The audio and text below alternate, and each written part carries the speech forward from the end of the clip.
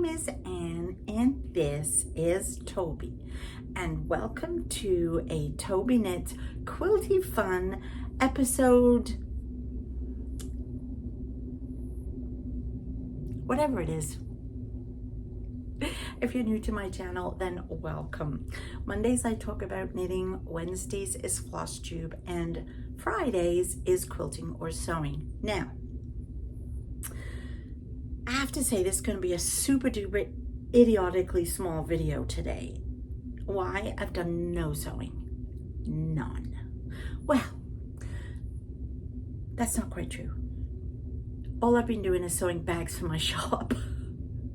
I have not done any fun sewing of quilts or cotton cuts, puzzle mystery pieces other than the one I did last week. I still have clue 2 of the new Wild West to do, and I just have not been in the mood to quilt. I have been more in the mood to cross stitch, as you will have found out from Wednesday's video. Who's outside, Toe? Who's outside? Is it Daddy? I don't know if you can hear, there's a train going past, and my husband's also out there mowing the lawn, so it's like noise galore. Anyway, I wanted to come on and just give you a quick update. I think I'm gonna start doing my quilty funs every 2 weeks. I'll still do knitting and floss tube every week, but I think quilty fun is going to go to 2 weeks just because I don't seem to have the drive at the moment to quilt, and so therefore I have nothing to show you a lot of. One of the things I do want to do is, you'll notice this is back up on the wall, on the design wall. This is the Round the Kitchen Table, which is a flash fiction mystery I did, was it last year? I think it was last year. And each month we got a new block to sew and a story to go along with it. And it was a lot of fun to do. I did enjoy it. Is it my kind of quilt? No. But it was a lot of fun. I learned new things. I learned how to do different things that join different ways. There was a lot of applique and stuff like that. So I did enjoy making it, but as a quilt itself, this isn't my favorite of all my quilts. So I'm actually giving this one to my stepdaughter for Christmas. It was going to be her birthday, which was in end of July, but of course, naturally, I didn't get it done. So I'm trying really hard now to get this done for her Christmas gift. So what I've done is I've got some of the pieces, I sewed each block, and then some of these were like, this was its own block by itself, this little cup, and then this was this pinwheel was another one that was a block, and then you had these fillers. So I made them into one big block. Same with this. So I made all of them into it. So there are 9 blocks. 1, 2, 3, 4, 5, 6, 7, 8, 9 blocks. And I'm going to quilt it as you go. At the moment, I don't even know if I want to put a border on it. It's only going to be a lap quilt anyway, but I'll see. I'll see if I decide on a border, if I have enough fabric from all the scrap leftovers. And I'm using this book, which is a really good book. I have done 2 methods. There are 3 methods in here to show you how to do quilt as you go, and I've done 2 of them already.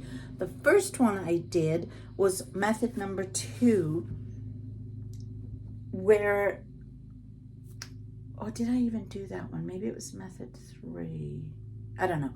Where you sewed your whole strips together, like 3 strips, and then your batting and the batting was the same size, but the backing was an inch bigger all around.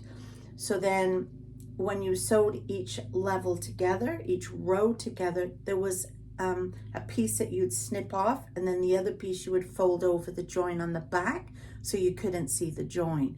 So that was one method, which I kind of liked. It was okay.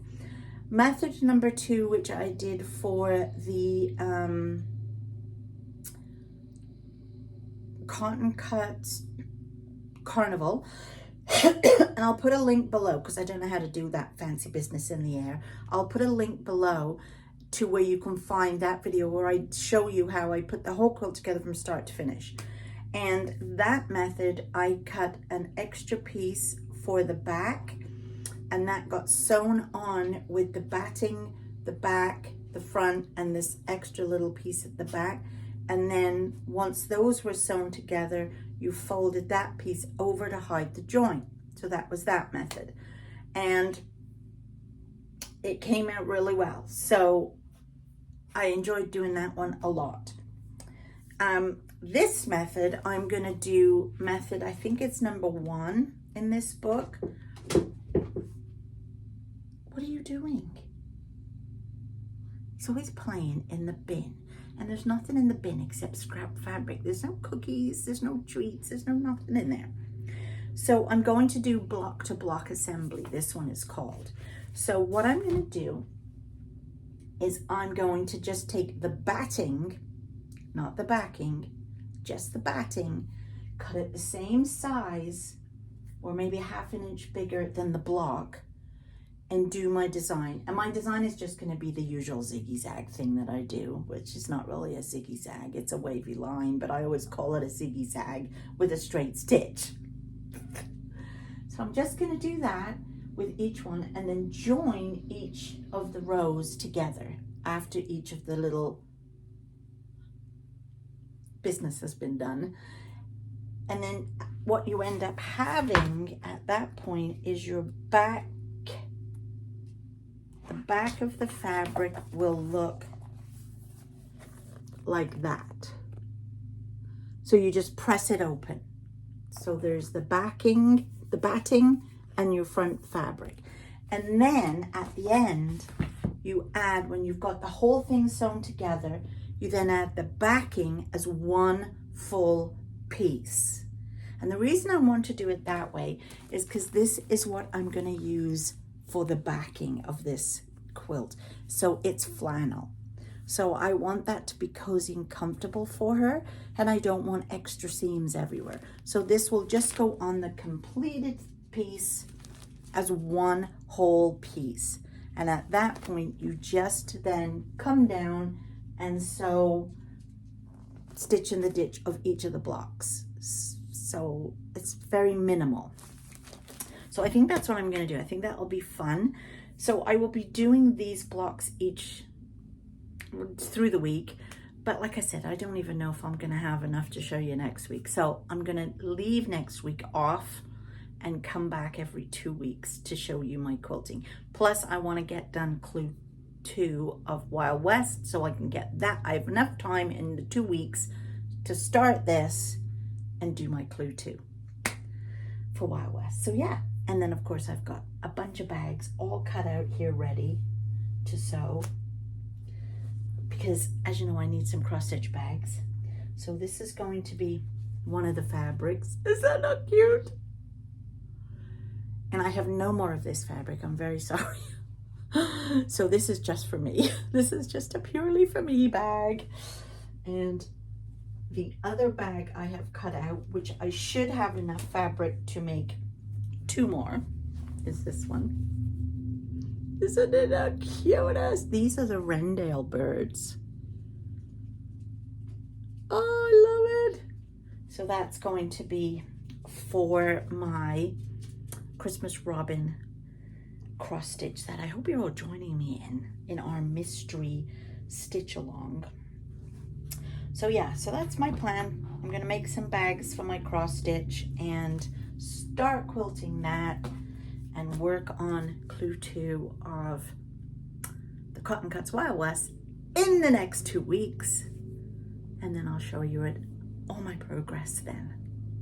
So yeah, very quick video today. Very sorry about that, but that's life. Just got too busy doing other stuff. Cross stitching. Okay, I'm gonna go. And I'll see you all in 2 weeks. Or Monday for some knitting. Okay, bye.